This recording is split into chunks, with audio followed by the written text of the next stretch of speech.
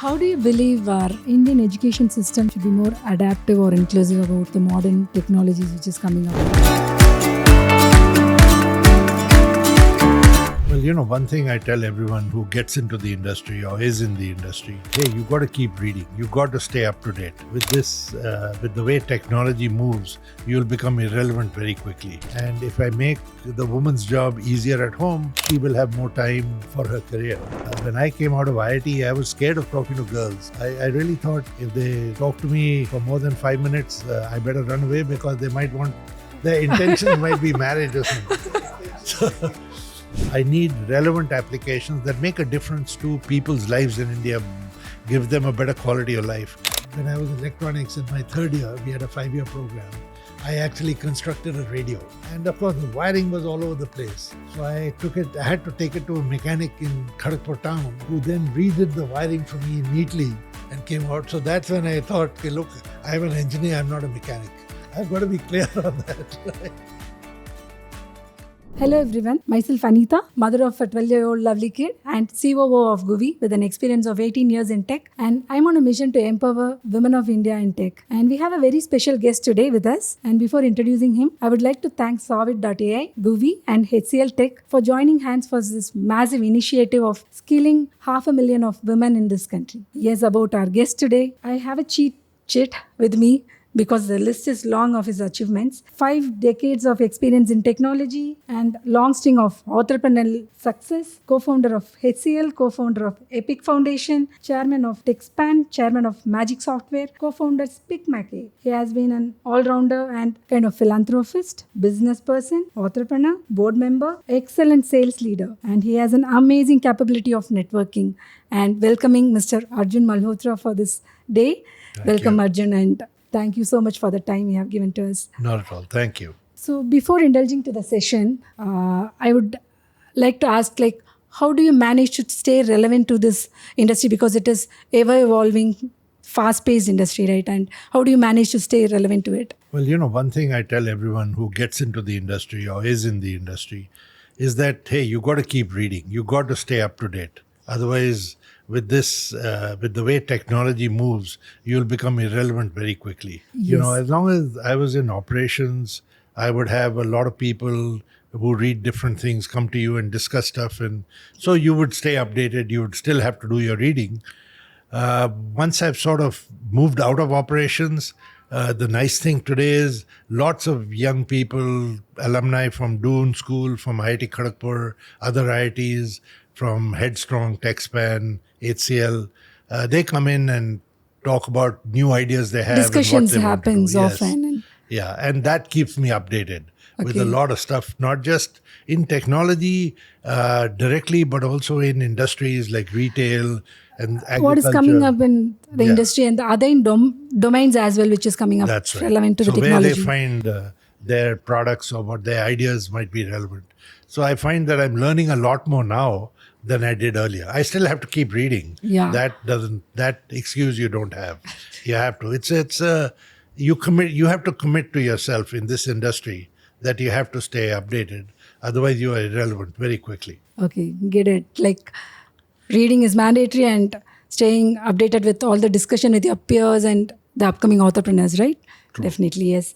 And moving on to the next one. So from your earlier speeches, I got to understand at a certain point of time in your life, you had to choose between your love life and your higher studies. So because I'm relating this to the current era of women where they have to choose between their career and their family responsibilities. So what would be your advice or suggestion to these women? So, I think I became an entrepreneur by taking that decision. I decided that, I could always go and do my studies later, which never really happened. But that I could, if I didn't get married, I may not be able to get married to the person I wanted to get married to. Now, when you talk about women and their work-life balance, I don't have an answer. I haven't been able to find it for myself. But I think the important thing is, from a family point of view, I think husbands have to step up much more, especially in India. They do that in the US, I believe. But in India, you've got to share responsibilities of the family, especially babies. And equally. Yeah. Right. Now, it's starting to happen. In my generation, boys weren't taught how to cook unless they had an interest. Right. Amazing. Yeah. Now I see I know my son is self-sufficient. He can cook for himself. Okay. He doesn't have to depend on anyone for a Very meal. nice. I think that's going to have to happen. And Yeah. I think that when that happens, women will have a little more time, or probably a lot more time, to be able to devote to their careers. Otherwise, they tend to put that on the back burner while they have family responsibilities. Yes. So it is also about the men's approach here. It is not only about the women's approach. Absolutely. When was AI first introduced to you, and how did you adapt to it? So, Professor Raj Reddy at Carnegie Mellon used to talk about AI. Now I'm going back to the late 70s, early 80s. But at that time, it was more an academic subject. If you look at applications from AI or usage of AI, I guess fuzzy logic in washing machines and stuff was probably the first real application. It was there from the mid-90s, but it has become a buzzword nowadays. 40 plus years it's been there. But only recently has it become a consumer thing when ChatGPT came out. Yes. OpenAI. And now everyone wants to use it. I know my wife uses it for all her emails. She drafts the letters from there. So it's sort of, when it got to the consumer or became consumer knowledgeable, then suddenly AI has become, and now everyone's even talking about the threat. People are talking about ethics in AI. Yes. One of the things I would worry about in companies is if I use a platform, do I know the biases of the person who wrote the platform?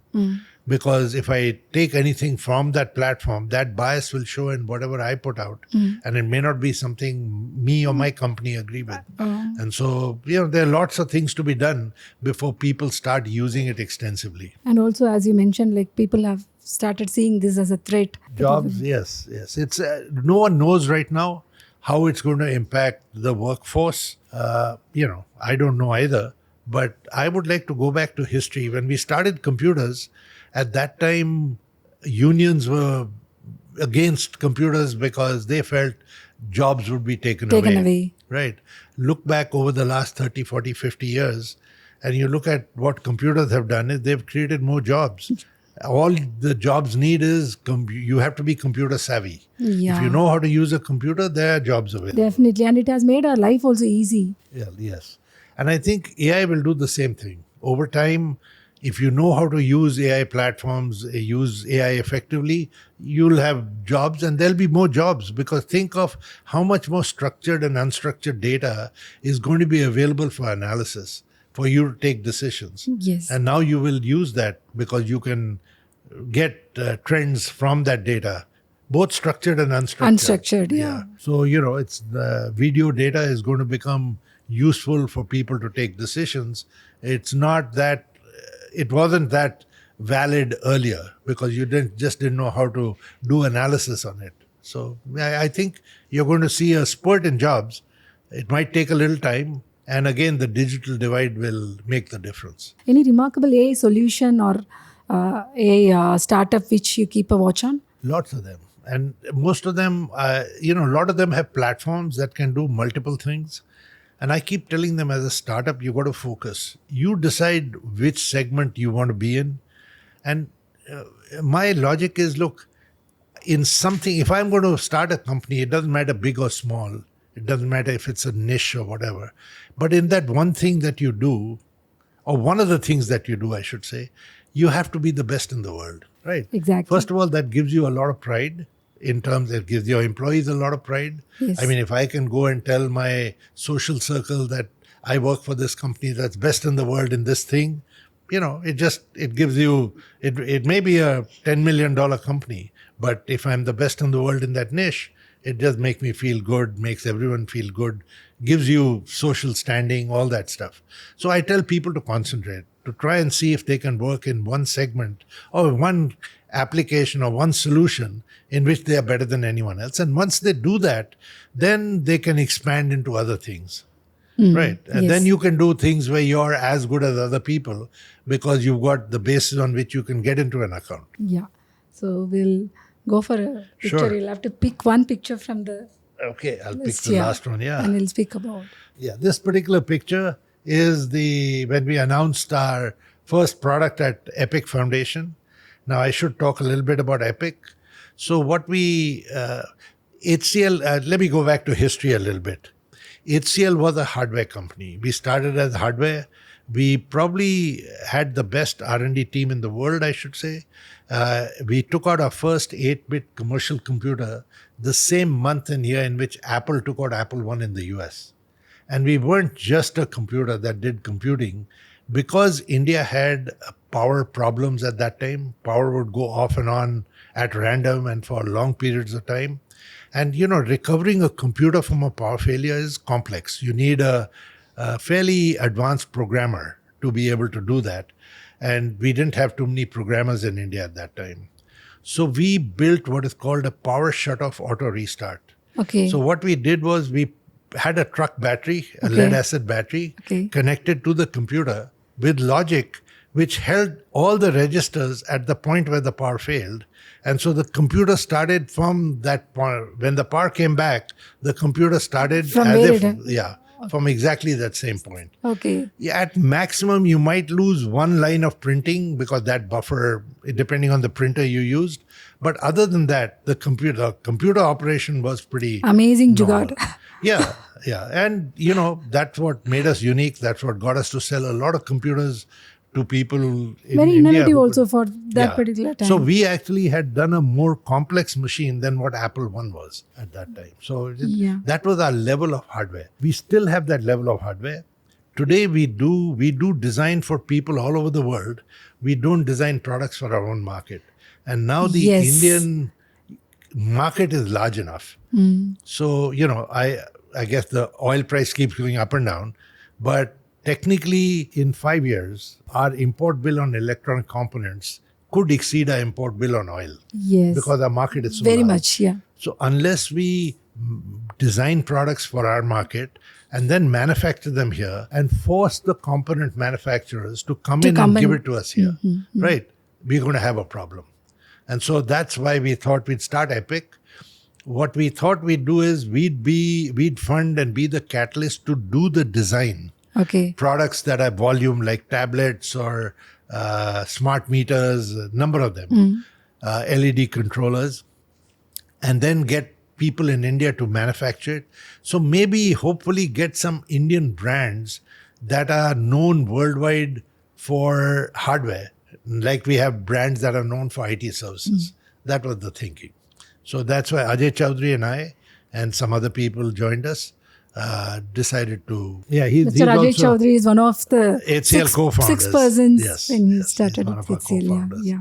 In this interview, we'll be speaking about your experiences and we'll pick a photograph from this, which has been collected from your days from your college, your startup and your recent ventures. So you'll pick one of the photograph and speak about it, and then we'll go back to the question and again we'll go alternatively. Sure. So do you want me to pick a photograph right yes, now? one Okay. now. Let me take one in the middle, see what that is. That's Kharagpur railway station.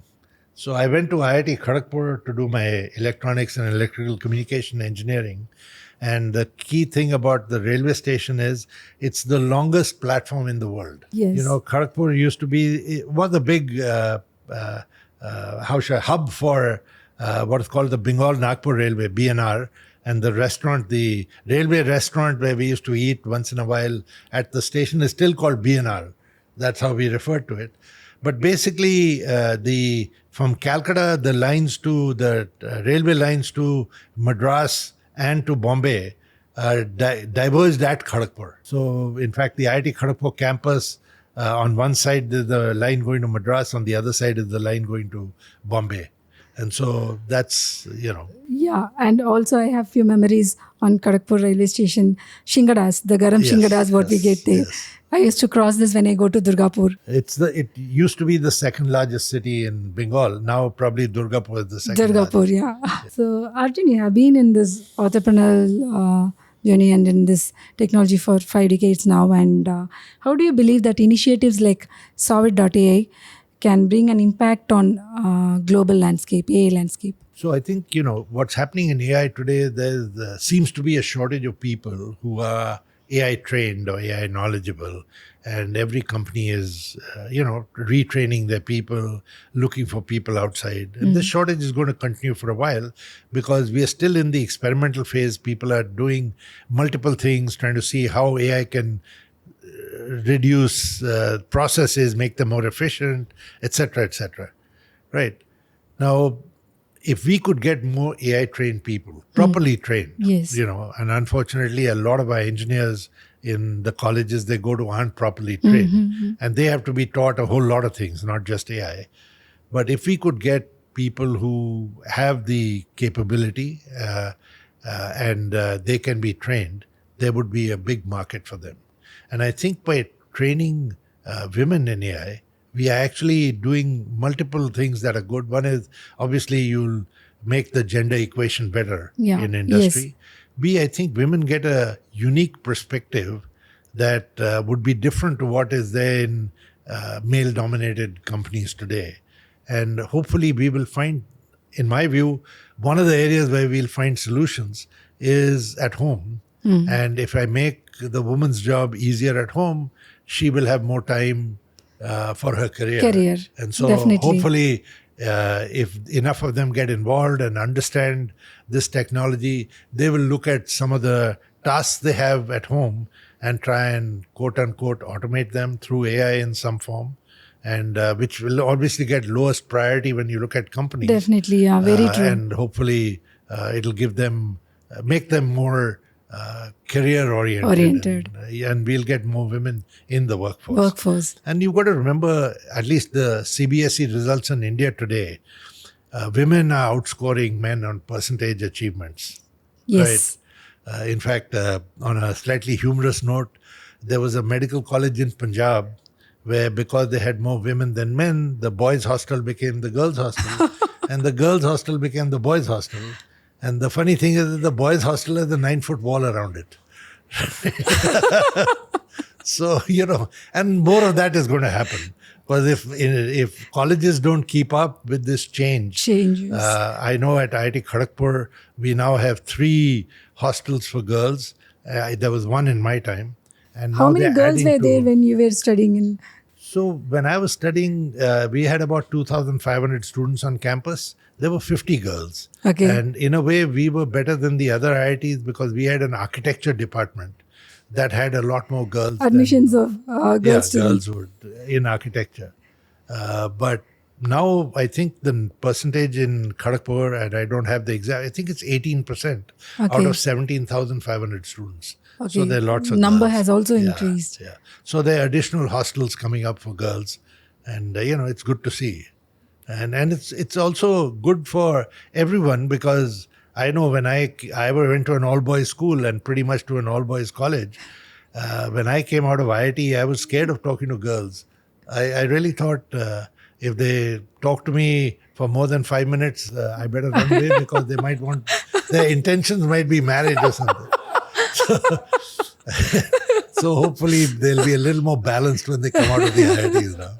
We'll pick a picture. Yeah, sure. Let me get from near the top. Yeah, let's see. So this talks about the Monopolies and Restrictive Trade Practices Act. Yeah, I think for us it was, India was a socialist country in those days, in the 70s and before that, or till 91 when we liberalized. And basically everything was public sector and stuff like that. The government didn't encourage or didn't want private sector companies, especially large private sector companies, to go into new areas. And so what happened in DCM, where we were working, we had developed a computer, and DCM was in calculators at that time. Their advice was internally not to get into computers. It was a new field, and the government, they would run in the wrong side of the government, end up paying fines. And you got to, in perspective, the electronics revenue was 1.72 crores at that time. Okay. The company revenue was 250 crores. So while we were a minuscule part of the company, we were very profitable. Out of that 72 lakhs was our profit. So, DCM decided, obviously, from a company point of view, you're not going to risk 250 crores for 2 crores or so. So they decided they wouldn't get into computers. Microprocessors were just coming out. And a number of us in DCM Data Products, as it was called then, in our division, thought that, microprocessors were going to change the world, which they have actually in hindsight. And so we decided to leave and get into computers. You got to remember, we didn't have no business plan, no money, just that we knew the market, or we thought we knew the market. That's how we came out. And so that's how HCL, or actually Microcomp started. We ended up trading in calculators with Televista. Televista gave us calculators. They gave us credit. That's how we got our funding. We traded in calculators, made some money. In fact, we made money in 3 months and decided to invest in developing our own computers. When we did that, we realized that India had license Raj, that we couldn't...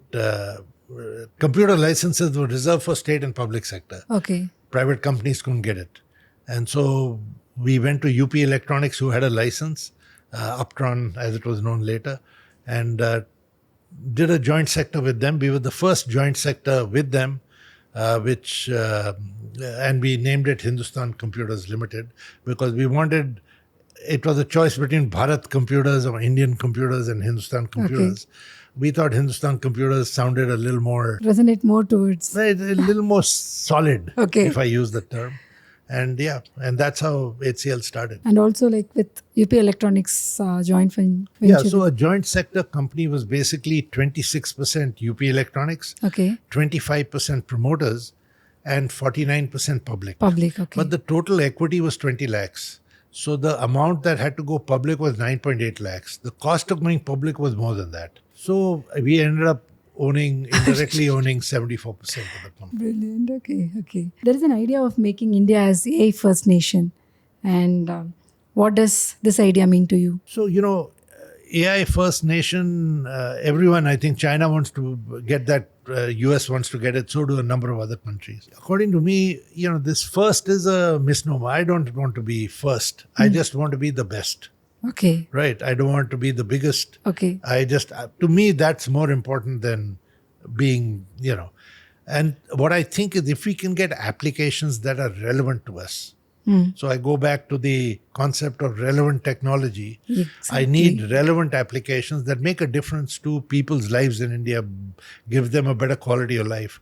That for me is the most important thing. And what is relevant to me may not be relevant to the US or relevant to China. Right. It's very much like iFlex when they came out. They came out with a banking package for India. I know Indian banks had used Hogan and Kapiti, and we even tried to sell that. They just weren't made for our kind of banking. And lots of money was spent, but nothing came out really. iFlex made it happen. And what happened is, a lot of countries who are like India in banking, developing countries, emerging countries, all took iFlex. And which is why Oracle bought them, because they realized that this would take them into countries where they were having difficulty going. So the US make products for their market. We need to make products or solutions for our market. Epic does that in hardware, but I think in AI, we've got to make those solutions. Now, how do I do agriculture? How do I do education? What do I do that makes it effective and efficient for me in my conditions? How do I do medicine? For example, telemedicine, everyone abroad assumes there's a doctor sitting behind the terminal. Now, in India, I have a shortage of doctors. So I have to find a different way of providing that. And there are solutions, and AI allows you that solution. Because if I have so many patients, if I collect data from 10 million patients and then use AI at the back to help the doctor with diagnostics, I can then give doctor the diagnostic. He may agree or disagree with it, but if it saves him time, he or she can see more patients. Preliminary things can be done with he has more time. He or she can see more patients. Which is really the need we have in India today. Definitely. So we have to look at local. The PSAR is a great idea of a local solution. There it was implemented in hardware. There obviously was a coding software component that went in, but those are the things we've got to do. I think. So, take electric vehicles, they're coming. Yes. Right. Now, everyone's using lithium-ion batteries. Let me assume that that's the battery we got to use, although there's work on different Power batteries source. also. Everyone has a heat problem. Now, if you have a heat problem in the US, think of what's going to happen in India, especially with global warming. So I need to spend my time and effort to set up heat management process in that battery so that it doesn't catch fire here. And that's what we should be focusing. And that's what people are focusing now. Yeah. Okay. So we need to look at our problem. Which solution. is very much relevant to our particular industry and our region, right? And once we solve that, then we can go to them. And the US has places like Phoenix, Arizona, where it gets really hot. My solution is better than a normal solution in the US. So why won't a Tesla or whoever makes these vehicles not come to me for that? Because if I have a patent, then if they're going to try and copy the patent, hell, I'll do to them what they're doing to China today. Yes. So we'll go for the next picture. Okay, let me do something somewhere else. That's an HCL Workhorse. These are the old, this was the kind of form factor in which the old PCXTs and the HCL Workhorse used to be made. And that's, when we came out with So, interesting story about the PC. So, when the PC came out, first thing, we were late on the PC. I've got to admit, in HCL, we didn't see that trend. Okay. So, there were a number of companies that came out with it. When we realized that was the way the industry was going, we actually went to Taiwan, got 6 kits from a company called, I remember it was CAF, I think, I don't remember the name of the company. Okay. And labeled them HCL and took out a massive ad campaign. We also realized that prices were coming down. So PCs were being sold for 1 lakh in India. Okay. We priced them at 30,000. And we took out an ad campaign. Obviously, we got lots of orders. Now, we said we should be able to deliver in 6 weeks. Now, there was no chance of delivering in less than 6 months. So when the orders came out... But you said that it would be delivered in 6 weeks. That's when we took out the ad. Okay. That expect a 6-week delivery. But a couple of weeks later, we took out another ad saying we got so many orders, delivery is 6 months. So you converted what was supposed to be a negative to a positive, basically. And that's standard sales.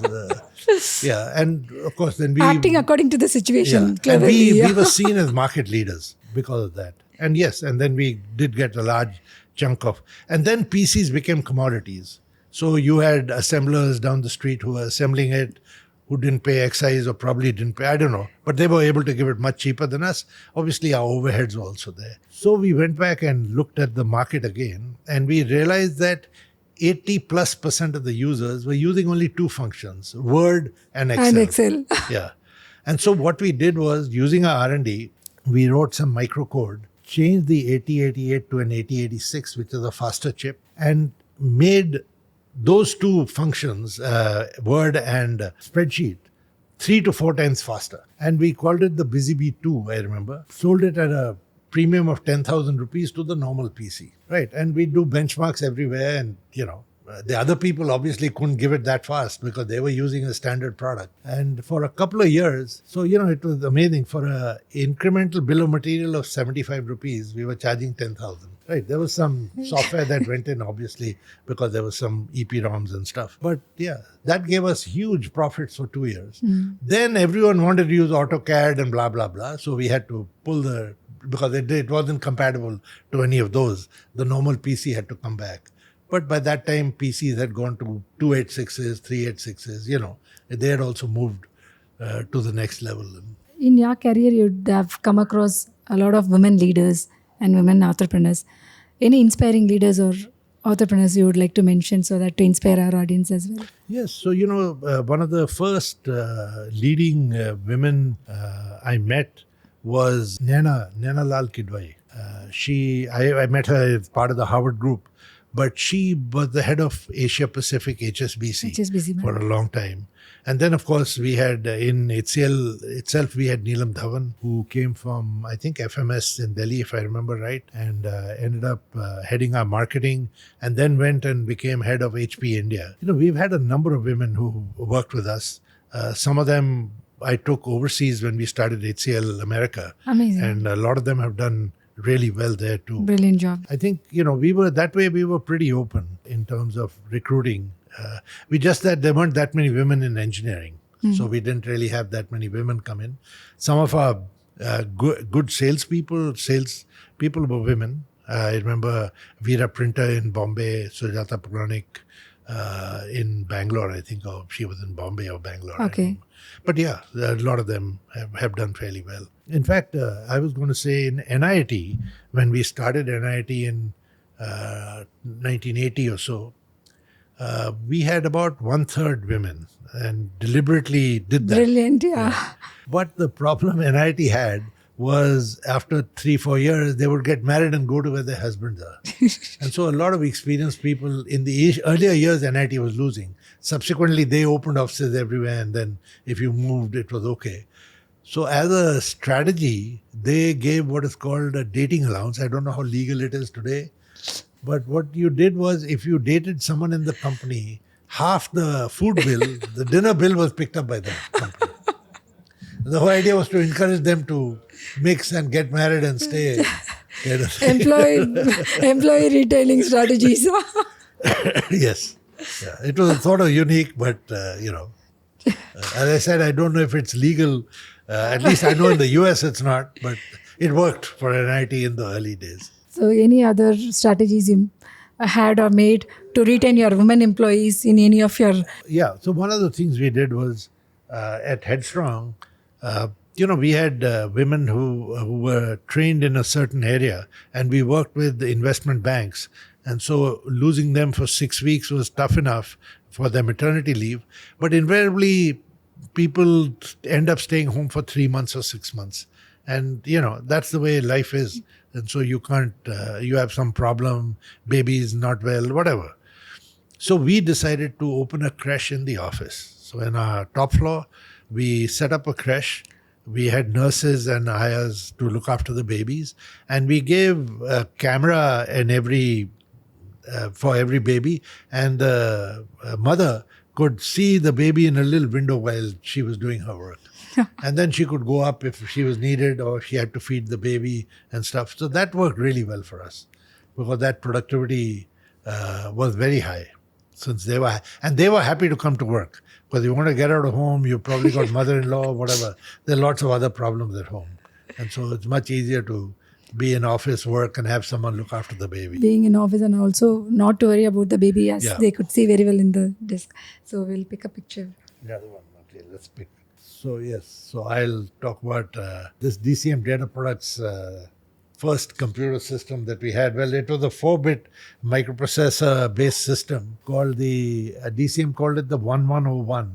Basically, it was 1,000 steps, 100 memories, and it was the first product. I think it was called Moscow 1101.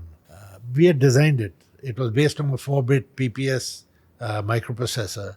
In fact, important thing to remember is when we left and started HCL, we knew their product better than they knew it, because we had designed it, we had worked, the R&D guys were with us, and we had done demos with it. So we knew the limitations that the product had. So when we designed our product, we called it the Micro 2200. At 2200 because it had 200 memories and 2000 steps. And you need that to invert a 3x3 matrix. And we had 1 or 2 critical features.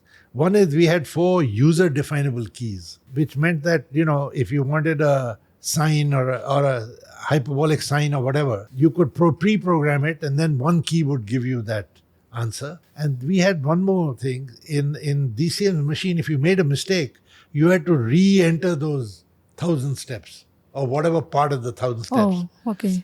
We had put a key called insert. So if you leave something out, you could go to insert, and it will give you a gap, and you could put the key there, or you could press insert 3 times. It'll give you 3 gaps. That was the major differentiator, right? Then finally, knowing the market, we knew that let's say the head of department in an IIT has a sanctioning power in those days of 25,000 rupees. Now, DCM had an inbuilt magnetic card reader. So their product price was 33,000 or 35,000. We built the machine separately, the card reader separately, and we used to give the user definable keys as an option. So Okay. it was 23,000 for the machine, 2,000 for the user definable keys, and 10,000 for the card reader. So our price was also 35, but broken up, and the head of department could buy it with his power. It didn't have to go to the director at an IIT, for example. And so within, I think we started in August, we delivered our first machine on 15th March, just before the fiscal year end. By June that year, we had more installations in the market than DCM had. DCM in their logic decided to get into computers after we left. But by June, we had more machines than they had. And actually, if you go back in history, what happened was the reason they didn't get their price down, because they could have lowered their price and they would have sort of killed us in a way, because the advice that the executive director got was that there's no way we could deliver before 31st March. And 99% of the orders were government. We had one from Chogle, but most of them were government. And if you didn't deliver, the budget lapsed. So they were ready to fulfill those orders if we didn't deliver. What we did was we got the machines ready. We flew them out with a person. He put them in a cab, went around, delivered them, and came back the same route and installed them. So we delivered before 31st March, but installed a couple of days later. And we did that in the 4 or 5 metros. And we got all our machines out there. So we were able to deliver.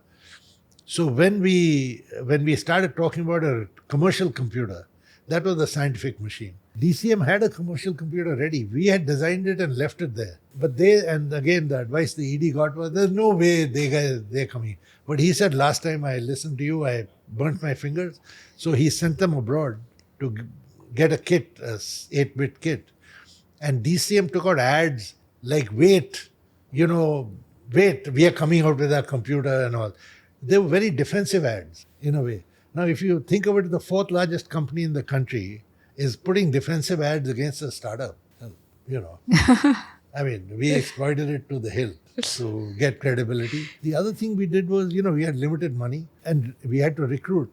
So recruitment ads are expensive. So we built our recruitment ads such that they were also image ads.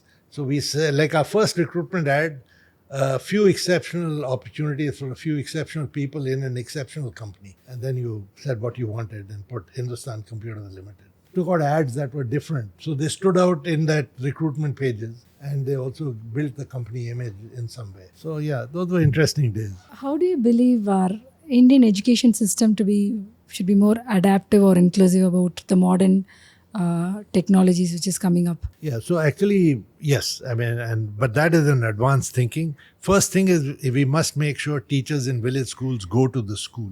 Okay. If they don't go to the school, the parents are unwilling to send the girl child who is grown up to spend the whole day with boys. And I don't blame them. As long as the teacher is there, right? All we can do is technology can supplement the teacher, yes. number one. And it should.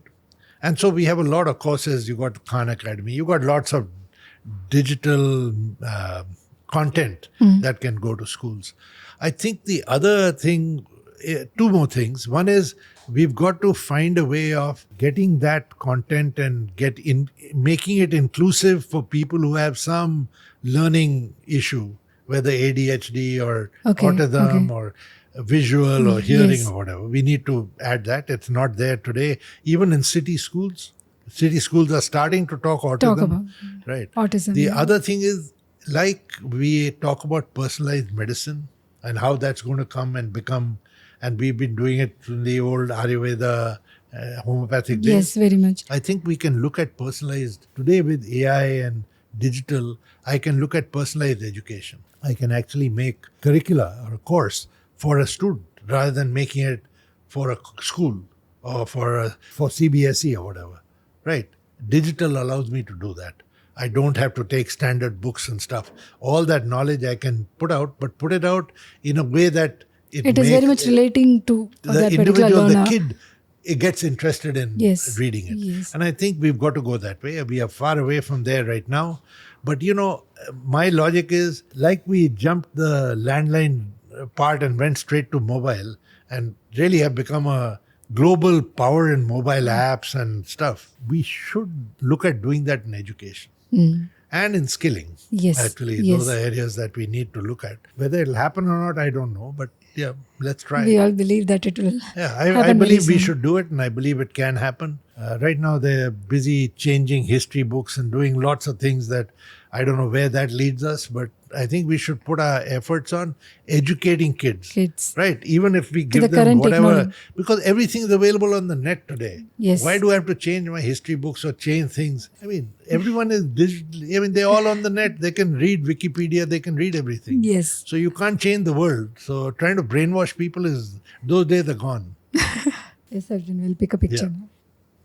Let me see which one. Take the middle one this time. So that's a little bit of history.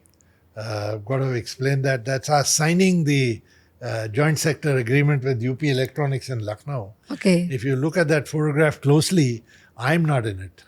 There's Raman, there's Shiv, and there's a classmate of mine who was in Lucknow, a dear friend, he's passed away now, Dadan Bhai, who was with Bank of India. I was busy selling somewhere, and so I told Dadan to represent me in the signing. Okay. So Okay. it's an iconic photograph, but I'm not in it. The moment to capture, right? Yeah. Yeah. As we all know, Savit.ai is planning for a major upskilling event which is coming up on September 21st. Is there any suggestions or message you would like to give it to our participants or learners? Yeah, no, I think it's great. I think they should all, why only 500,000? We should try and do many more than that. And I would really tell girls and women who are even not in tech to come in and look at this, because ultimately AI is for solutions. The tech part is one part of it, but ultimately we want to use that technology or use those, whatever is there, to try and find solutions to a lot of problems. And so I would really encourage women from all walks of life to come in and attend this and see if this is relevant and how it's relevant to them. Yes. And to all our listeners and participants, so there is a major event which is coming up, the Upskilling Event, where we are focused in skilling at least 500,000 of women learners in Gen AI skill set. So please register yourself there. The next one, out of my curiosity, like the first piece of technology which pulled you in your childhood, the technology which attracted you or made you divert or route towards technology, if you would like to mention or recollect something about it. Yeah, I decided to get into electronics. Okay. Technology was a big word. So my mother was a doctor. She was a teaching medical doctor. She retired as head of department preventive and social medicine at Malhotra Medical College. She got a Ford Foundation fellowship to go to the Harvard School of Public Health in 1962-63, in that time frame. So yeah, so when she came back, she got an air conditioner, she got a tape recorder, Grundig TK20 spool tape recorder. That my dad was very fond of, because he had all his Segal songs that would play for hours on that spool tape. One summer holiday from school, I was at home getting bored, nothing to do. I decided to open that thing, look at all the parts and try and put it back. And I thought I did it very meticulously. But when I put it back, it didn't work. And of course, I got into a lot of trouble. Got a lot of firing, usual stuff. And it was with a lot of difficulty, my dad got it repaired. It cost him a fair amount of money, whatever. I, in my mind, told myself at that time that one day I will be an engineer who will be able to Fix do that. this. Yeah, fix this. And that was electronics. And that's why I decided only electronics. And that's why I went to Kharagpur, because the 5 IITs, all 5 had electrical engineering. Kharagpur had a separate department of electronics and electrical communication engineering. And I just thought, who reads those long prospectuses? I just thought that is important. We'll pick up that.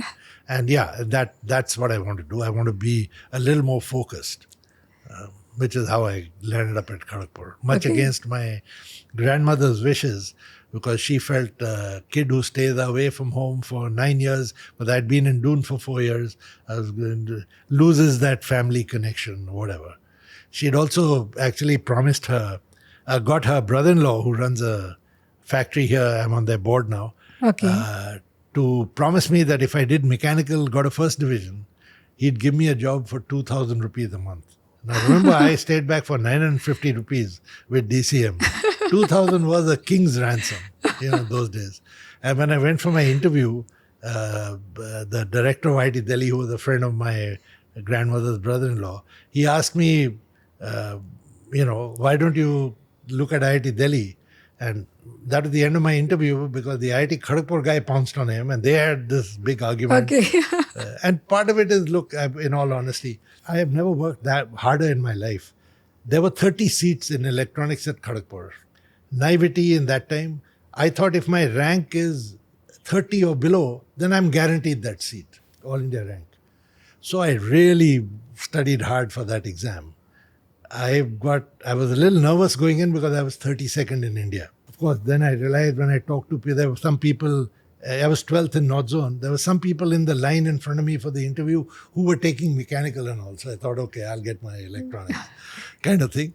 But when I went in, I didn't realize that because you are high ranked, so to say, that the Kharagpur guy would get so aggressive with the Delhi guy. That was, my interview was just that. And then he asked me, why don't you get your father to come in and, And I said, my dad dropped me here. He said, I'm old enough to decide for myself, which is what my father told me. And so that was that. So that's how I went to Kharagpur.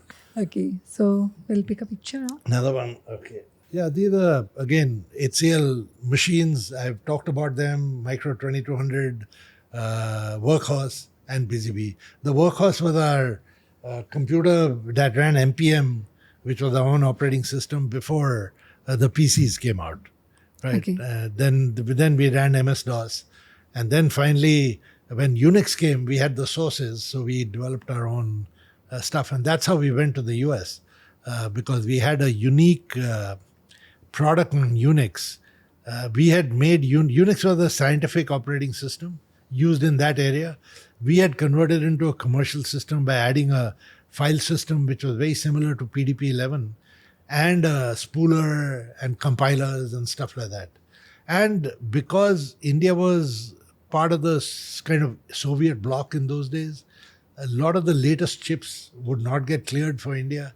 Now everyone reads English magazines. So when let's say the 68, the Motorola 68030 came out, it wasn't cleared for India. But the 68020 was cleared. And everyone wanted 030 performance. So the only way we could give it is by doing multiprocessor.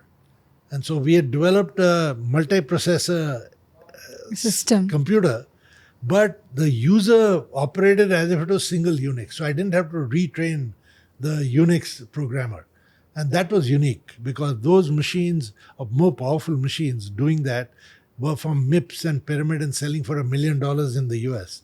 So we got McKinsey to do a study and they felt that at the $100,000, which is where our machine would have gone, there was a gap in the market, which is how we went to the US. Yes, some kind of parallel processing. So we could put the number of terminals and ideally running multiple jobs, I could give the same performance. I couldn't give it on one job. That was because the processor wasn't fast enough. HCL was ahead of a lot of people in R&D. I mean, R&D was a big strength in HCL. We used to keep fighting with them all the time. But it was a major strength. Yeah. And we were a worldwide beta site for the 5.25 inch floppy. Everyone had 8-inch floppies. We had 5.25. When that became the standard, HCL got a reputation for being able to predict technology. And that helps because we were the first with sealed Winchester disk drives. We were the first with the spool tape, not the vacuum column tape drives, but the smaller tape drives as backup. So we did a lot of things that we were first from a technology point of view. So, yeah, Arjun, as we all know, you are a pioneer, right, in the IT services boom, in the era of IT just boomed up in India. And any messages to the fellow entrepreneurs where everybody is going to see this AI boom coming in? Yeah, times have changed. Look, when we started, there wasn't that much competition. So we could sort of bootstrap the company for 20 years. That's not true today. In this current time. Time is critical today. And so you've got to look at what your solution, you've got to do it quickly. You've got to make sure you get your funding. Sources are available. They weren't available in our time. Stuff like that. In fact, give you another idea of India at that time. So we had 1,75,000 rupees. That was then we added, say 183. But you have to have an office in Bombay because you couldn't rent in Bombay. And Bombay was 60% of our taxes at that time. So a big market for computers. So we spent 1,25,000 out of our 175 to buy an office in Bombay. So our working capital was 50,000 rupees. 10 years later, we are having our 10-year anniversary. We all went to the Lake Palace Hotel in Udaipur. And, we are on that boat that they take out on the lake and having drinks and, having fun and talking about what have we achieved in 10 years. And we had 2,000 people. The company was national. We were paying taxes, doing quite well. But the value of the company on that 1,25,000, the value that had created was less than the multiplier that the 50,000 had created on real estate. So technically, if you just wanted to create value, forget taxes and salaries and jobs, if I'd put the 175 into real estate, I would have been much more profitable. More valuable at that time. That was India in those days. So, that's why when you look at entrepreneurship in the earlier days, it was difficult. And they weren't called entrepreneurs. We were called businessmen. That was the word we knew. Entrepreneurship came up much later. Yeah, we'll go for the picture next. Okay, let's do a later one I've been doing. So these are classes that we held, and this is something we will be doing when we have to teach these 500,000 or update 500,000 women and girls on AI. Upskilling. So you'll have to have multiple courses. A lot of it, these are all physically. You had to physically be present. Now you can do a lot of it online. That option didn't exist in our time, and it wasn't something people were comfortable with. I think it would have been difficult for people to be comfortable with it even now. It's just that COVID forced people to. Yes, post-COVID, people have also adapted because towards you had no choice, so you got comfortable with it, and now it's sort of an accepted kind of thing. Arjun, the one book which you would recommend all our listeners and the participants, if I have to ask you? If I have to recommend one book, I would recommend a small book that came out some time ago called Jonathan Livingston Seagull. I think Richard Bach was the author. I mean, just read it. I think it was the most motivating book I have ever read. It actually allowed, how do I put it? It's this seagull called Jonathan who does things that are out of the norm, and how other seagulls see him and what they think of him. And, I think every entrepreneur ultimately has to be a Jonathan Livingston Seagull in some form. Otherwise, you're not going to. And that seagull being different from its own community. And Yes. Yeah, you're just out of the box, basically. You would like to pick another card. Okay, let me We have two more. take a recent one. Yeah, so this is on women empowerment in the IT industry. I want to mention, yes, a lot of women became programmers. I think NIT did a good job. But also IET, the Institution of Electronics and Telecommunication Engineers, used to give a diploma and used to run training classes. So there was a diploma where after that you did 1 or 2 years, you got an engineering degree. But they used to run training classes for women on data entry. So a lot of women got into data entry in the earlier days because finger dexterity. And again, in the earlier R&D days, when you had to do wiring before you put it on a printed circuit board, we always used to have girls from ITIs do that wiring, that fine wiring for us, because they were always much neater and their fingers were much more delicate to do all that wiring. But I don't know if you ever saw one of those old breadboard boards. They were, there'd be a lot of wiring in there. In fact, my dream when I was electronics in my third year, we had a 5-year program. I actually constructed a radio and on just a little metal frame. And of course, the wiring was all over the place. So I had to take it to a mechanic in Kharagpur town who then redid the wiring for me neatly and came out. So that's when I thought, okay, look, I'm an engineer, I'm not a mechanic. I've got to be clear on that. Right? I couldn't do that wiring that neatly. Yes, with this, we are coming to end of session, but it was very insightful, and personally speaking, the quotes or the suggestions you made here with how relevant we have to be with the industry and how important is upskilling ourselves, majorly the women, to take them into the workforce, right? Because major of women, they are not exploring that kind of opportunity till now, and it is very helpful and very insightful. Very glad that I was able to get this chance, and really honored, Arjun, to Thank be you. here Thank and you, be able Anitha. to do this interview or interaction. So here to say to every one of our listeners, there is a major upskilling event where we are trying to hit 500,000 of women in upskilling in Gen AI skill set. So please register yourself if you would like to pitch in here. Yes, Arjun. yes. No, I fully agree with you. As I said earlier, I think not just women who come from technology, I think women who are working in industry in Yes. any way, and even a lot of housewives who are educated and have degrees should come in and have a look at this opportunity, Yes. because it is, training you from scratch on AI and hopefully making you productive, using you or wanting you to find solutions Yes. where we can use this skill, this knowledge, and this technology to provide better outcomes, a better quality of life, just higher efficiency. So I would say all women who have any interest in learning about this, knowing about this, and then, getting knowledgeable on this should come in and check this out and see Register if it fits yourself, with yeah. And it is for women who are there in technology and who are aspiring to be in the technology as well. There will be a link given below this video, and you all can register there. Yeah. So the other thing I wanted to mention was there are lots of industry leaders who have women in their workforce. Obviously, everyone is right now gender equality, gender is important in everyone's mind. So I really would encourage all of them to share this with the women who work with them, and to have even the men who work with them share it with their girlfriends, spouses, whoever the women in their lives are, and have them come in and attend this event, and just to see how and if it is relevant for them and how it can help them as they go forward in their life and their career. Thank you. Thank you so Okay. much.